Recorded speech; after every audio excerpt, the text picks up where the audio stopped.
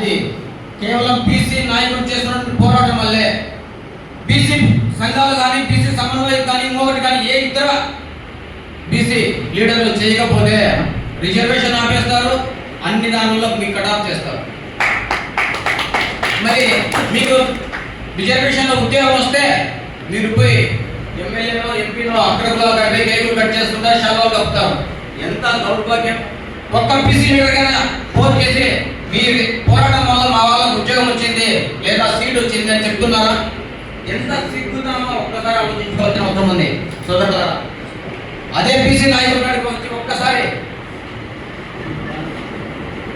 అన్నా మీరు చేసినటువంటి పోరాటాలు ఇంకా కొనసాగాలి, మేము ప్రత్యక్షం కాకుండా కూడా మీ వెనకాల ఉంటాం అని ఒక్కరు కూడా చెప్పడం లేదు. ఉద్యోగస్తులు ప్రతి ఒక్కరు ఆలోచించాలి. అలాగే ఉద్యోగాల్లో కూడా ఖచ్చితంగా ప్రతి జిల్లాలో బీసీ ఎంప్లాయీస్ యూనియన్ ఏర్పడాలి. వాళ్ళందరూ ప్రైవేట్గా మేము నడుపుతున్నటువంటి బీసీ సమన్వయాన్ని ఎలాంటి సంఘాలకైనా కమిటీలకు కానీ సపోర్ట్ ఉండి మీరుంటే రిజర్వేషన్ ఆటోమేటిక్గా సాధించండి. మేము ఇప్పుడు ఒకటి చెప్పదలుచుకున్నాం, ఈడబ్ల్యూఎస్ దాన్ని మీరు గవర్నమెంట్ మరొక్కసారి ఆలోచించి ఏ నాయకుడు అడగకుండానే మీరు చేశారు. మరి మేము 70 సంవత్సరాలు అడుగుతున్నాం, మాకు ఖచ్చితంగా ఈడబ్ల్యూఎస్ స్టాప్ చేయండి. మీ జనాభా దామాష ప్రకారం మేము రిజర్వేషన్ కల్పించుకోండి అగ్రకులాలకు. అదేవిధంగా బీసీలకు కూడా ఇప్పుడు సార్ చెప్పినట్లు ఎస్సీ, ఎస్టీ, బీసీలకు 50% సీలింగ్ దాటకూడదన్నారు. అది ఎప్పుడో సీలింగ్ దాటిపోయింది. మరి సుప్రీంకోర్టు, హైకోర్టు ఏం చేస్తున్నాయి? మీరే కదా విధించింది కోత 50% రిజర్వేషన్ దాటకూడదు అని చెప్పి. మరి ఈ రోజు అగ్రకులాలు 10% రిజర్వేషన్ 60% దాటిపోయింది.